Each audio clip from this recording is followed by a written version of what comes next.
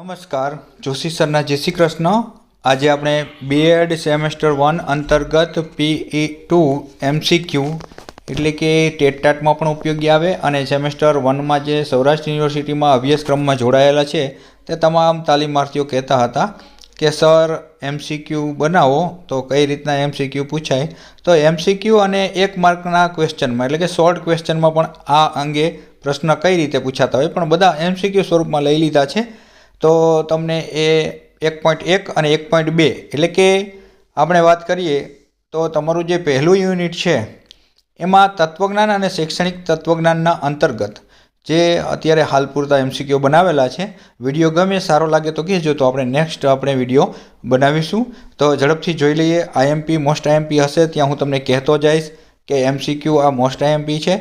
બાકી જે MCQ જે આનાથી બહાર લગભગ નહીં જાય, આખા એકમમાંથી કઈ રીતના બનતા હોય છે તે તમામ ચર્ચાઓ આપણે કરવા માટે તમામ MCQ તમારી સમક્ષ 1.1 અને 1.2 અંતર્ગત PE2ના લઈને આવ્યો છું।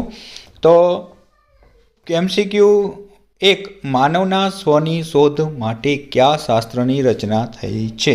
તો તમને ઓપ્શન આપી શકે તત્વજ્ઞાન, મનોવિજ્ઞાન, માનવશાસ્ત્ર કે નૃવંશશાસ્ત્ર। તો એમાં તમારે જોવાનું કે માનવના સ્વ માટેની શોધ તો કે તત્વજ્ઞાન છે એ માનવના સ્વ માટેની શોધ કરે છે।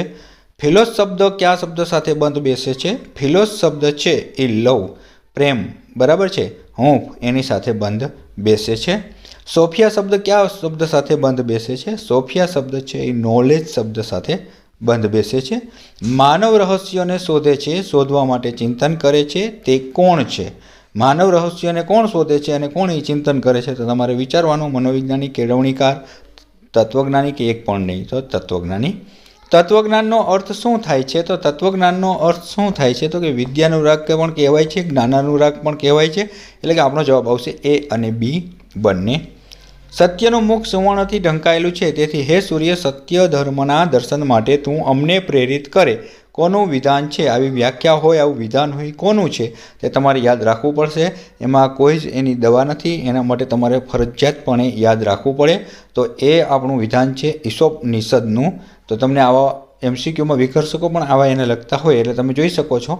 તો તમને થોડાક વિકર્ષકો સાથે શરૂઆતમાં મૂકેલા છે, પછી ડાયરેક્ટ જવાબ સાથે તમને પાછળ જોવા મળશે। જ્ઞાનનું વિજ્ઞાન એટલે જ તત્વજ્ઞાન કોની વ્યાખ્યા છે? તો જ્ઞાનનું વિજ્ઞાન એટલે જ તત્વજ્ઞાન એ ફીચેની વ્યાખ્યા છે। સંદેહ એ તત્વજ્ઞાનની જનની છે, આ વ્યાખ્યા કોની છે? સંદેહ એ તત્વજ્ઞાનની જનની છે, દેકાર્ત। આ મોસ્ટ IMP છે। સંદેહ એ તત્વજ્ઞાનની જનની છે, આ કોની વ્યાખ્યા છે? તો દેકાર્ત, યાદ રાખજો।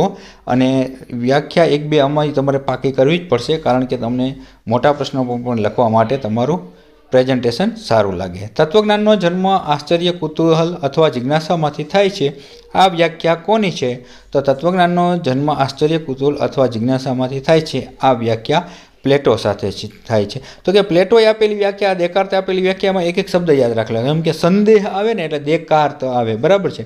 એ તમને હું એક આઈડિયો આપું છું કે તમારે લટકણિયા સ્વરૂપમાં અથવા સાંકળ સ્વરૂપે આને યાદ રાખી લેવાનું। તો સાંકળ એટલે શું? તો કે કડી જોડી દેવાની, દેકાર્ત તો દે આવે છે, તો આમાં સંદેહમાં દે આવે છે। જો દેકાર્ત સંદેહ, તો દે યાદ રાખવાનો, સંદેહ એટલે દેકાર્ત, બરાબર છે। એવી રીતના તત્વજ્ઞાનનો જન્મ આશ્ચર્ય, કુતૂહલ અને જિજ્ઞાસામાંથી થાય છે, તમે જોઈ લો। તો આશ્ચર્ય, કુતૂહલ અને જિજ્ઞાસા એટલે પ્લેટો। તો તમારે યાદ રાખી લેવાનું કે જ્યારે આશ્ચર્ય, કુતૂહલ અને જિજ્ઞાસા આવે ને એટલે પ્લેટો હોય, બરાબર છે। એને પ્લેટોને વધારે છે, આશ્ચર્ય, જિજ્ઞાસા, એટલે તમને વ્યાખ્યા યાદ રહી જાય। તમને MCQમાં આમ તો તમારે પાકી કરવી જ પડશે, પણ MCQ સ્વરૂપે પૂછાય તો આવો શબ્દ તમે એની સાથે રાખેલો હોય તો તમને વધારે ઇઝી પડે। તત્વજ્ઞાન એવું વિજ્ઞાન છે જે પરમ તત્વના યથાર્થ સ્વરૂપની ખોજ કરે છે, આ વ્યાખ્યા કોની છે? તો જો આ વ્યાખ્યા એરિસ્ટોટલ, પ્લેટો, રસેલ કે દેકાર્ત। તો તમને દેકાર્તનું તો આપણને ખબર પડી ગઈ કે અમે જે સંદેહ આવેલા દે એટલે દેકાર્ત, બરાબર છે। તો પ્લેટોમાં મેં તમને કીધું કે આ કુતૂહલવાળી વાત આપણે છે, તો પ્લેટોને યાદ રાખવાનું। હવે એરિસ્ટોટલમાં શું છે? તો કે એરિસ્ટોટલ તત્વજ્ઞાની એવું વિજ્ઞાન છે કે જે પરમ તત્વના યથાર્થ સ્વરૂપની ખોજ કરે છે। તો તમને ખ્યાલ આવી ગયો કે શું છે યથાર્થ? યથાર્થ એટલે ટોટલ, એ ટોટલી વિશ્વાસ કે ત્યારે કરે યથાર્થ વાસ્તવિક સ્વરૂપ હોય ને તો એની ખોજ કરે છે. એટલે વાસ્તવિક એટલે યથાર્થ શબ્દો સાથે તમારે બંધ બેસાડી દેવાનો કે ટોટલ એ સંપૂર્ણપણે ત્યારે જ વિશ્વાસ કરે, કારણ કે એ વિજ્ઞાન છે ને એ ટોટલી બધો ટોટલ મેળે આવે ને તો જ વિશ્વાસ કરે. તો એને વિજ્ઞાન એવું કીધું છે. કોને કીધું છે? તો કે એરિસ્ટોટલે. જેને દરેક પ્રકારના જ્ઞાનમાં રસ છે, જેને શીખવાની ઉત્કંઠા છે, જેને તૃપ્તિ નથી, તે જ સાચો તત્વજ્ઞાની છે. આવું કોને કહ્યું છે અથવા આ વ્યાખ્યા કોને આપેલી છે? તો પ્લેટોએ કીધું છે. કે તો તમારે આના માટે પછી તમારે યાદ રાખવી પડશે કે પ્લેટોએ 2-3 કોઈ એક કેળવણીકારે એક જ વ્યાખ્યા આપેલી હોય એવું ન બને. એટલે આ વિધાન સ્વરૂપે પણ વિધાન આવું કીધેલું હોય, વ્યાખ્યા સ્વરૂપે પણ વાત કરેલી હોય. તો જેને દરેક પ્રકારના જ્ઞાનમાં રસ છે, જેને શીખવાની ઉત્કંઠા છે, જેને તૃપ્તિ નથી, તે જ સાચો તત્વજ્ઞાની છે. એટલે તત્વજ્ઞાની માટે આ કીધું છે. બરાબર છે કે તત્વજ્ઞાની માટે શું કીધું છે પ્લેટોએ? તો કે એ જ સાચો તત્વજ્ઞાની છે. આ MCQ સ્વરૂપે ન આવે પણ તમને 1 માર્કમાં પૂછી શકાય કે પ્લેટોએ તત્વજ્ઞાની વિશે શું તેની મંતવ્ય રજૂ કરેલું છે.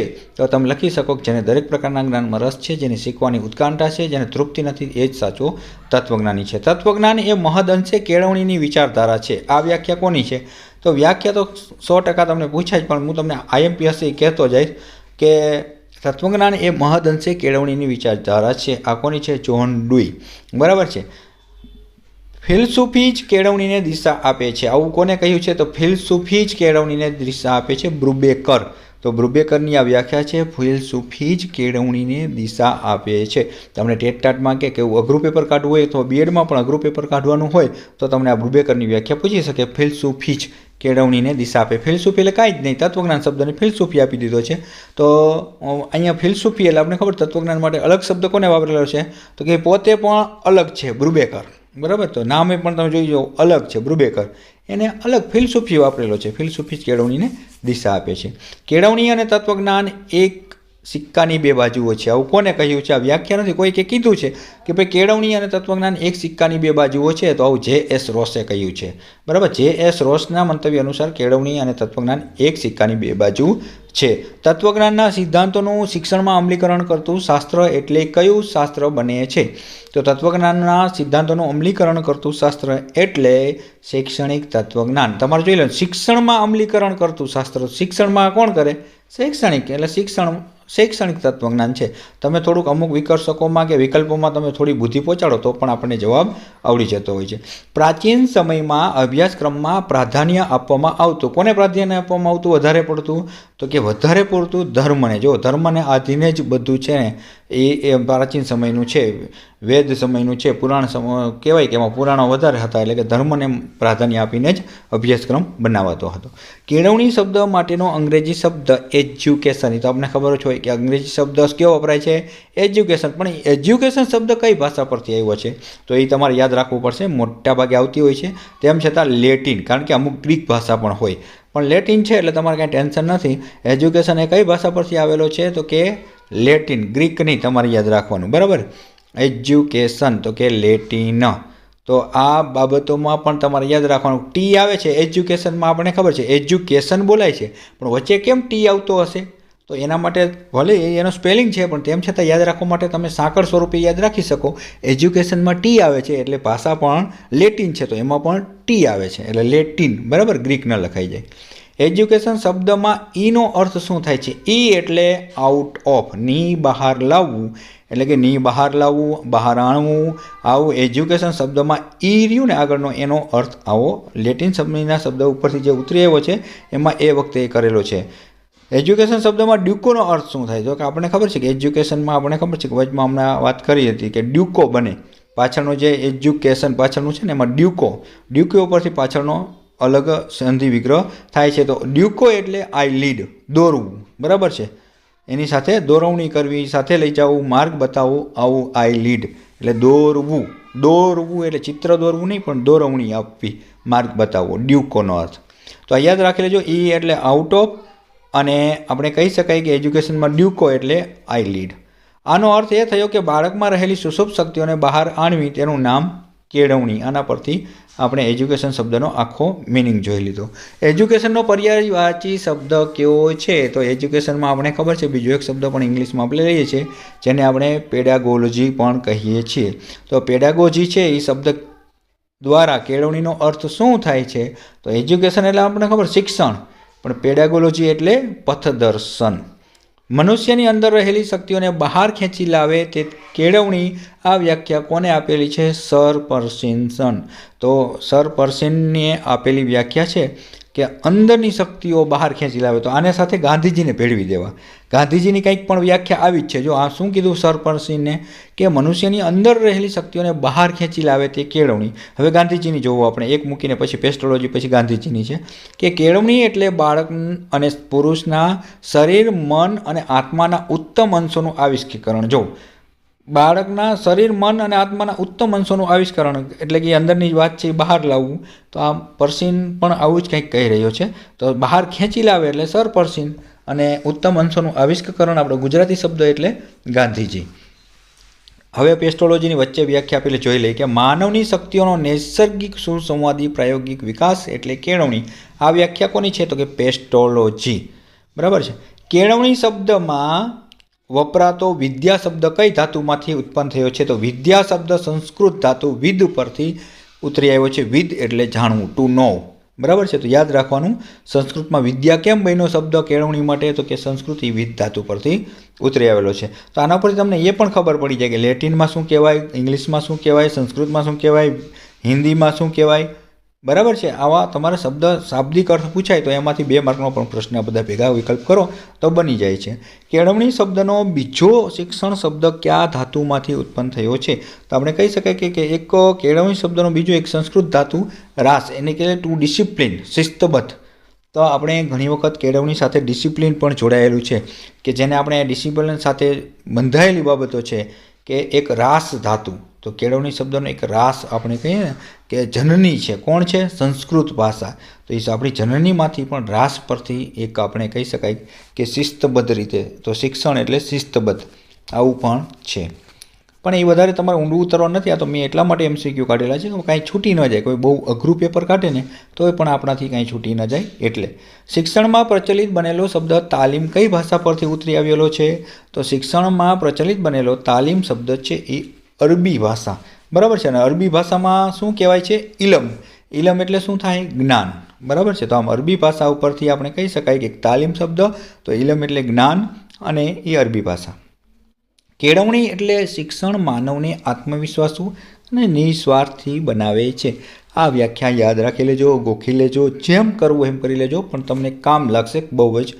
કે આત્મવિશ્વાસુ અને નિસ્વાર્થી બનાવે છે. કોણ કહે છે આવું? ઋગ્વેદ.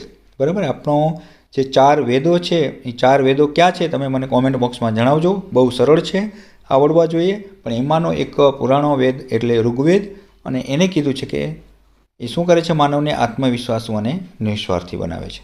સા વિદ્યાએ વિમુક્તએ. આ વ્યાખ્યા કેળવણીની શામાં છે? તો સા વિદ્યાએ વિમુક્તએ ઉપનિષદમાં વ્યાખ્યા જોવા મળે છે. કેળવણી માટે આપણને જે શિક્ષણ કુદરત તરફથી મળે છે તેનું જ નામ માનવીય શિક્ષણ. આ વ્યાખ્યા કોની છે? કે કેળવણી માટે આપણને જે શિક્ષણ કુદરત તરફથી મળે છે તેનું જ નામ માનવીય શિક્ષણ. આવું કોને કીધું છે? કે પાણીની. આપણને ખબર છે કે જે ઋષિ છે, બરાબર છે, વ્યાકરણના રચયિતા પાણીનીએ કીધું છે કે સંસ્કૃત વ્યાકરણના રચયિતા પાણીનીએ કીધું છે કે જે શિક્ષણ કુદરત તરફથી મળે છે, જે કુદરતે આપેલું છે અને એનો જે અનુભવ થાય છે એ જ કેળવણી અથવા માનવીય શિક્ષણ છે. માનવીને ચારિત્રવાન અને જગતને ઉપયોગી બનાવે તેને જ શિક્ષણ કહેવાય. આ કેળવણીની વ્યાખ્યા કોની છે? તો કે કૌટિલ્યની. જો કૌટિલ્ય કીધું ચારિત્રવાન અને જગતને ઉપયોગી, તો જગતને ઉપયોગી ચારિત્રવાન એટલે કૌટિલ્ય. શિક્ષણ એ તો શું છે? તો કે શિક્ષણ એ એવું ઓજાર છે કે જે કેળવણી એટલે મુક્તિ, આર્ષ દર્શન, સ્વયં પ્રેરણા, નિત્ય નવું સર્જન, સાહસ. આ કોની વ્યાખ્યા છે? વિનોબા ભાવે. વિનોબા ભાવે એવું ઓજાર કીધું છે શિક્ષણને કે જે મુક્તિ અપાવે, આર્ષ દર્શન અપાવે, સ્વયં પ્રેરણા છે, નિત્ય નવું સર્જન કરે, સાહસ કરાવે.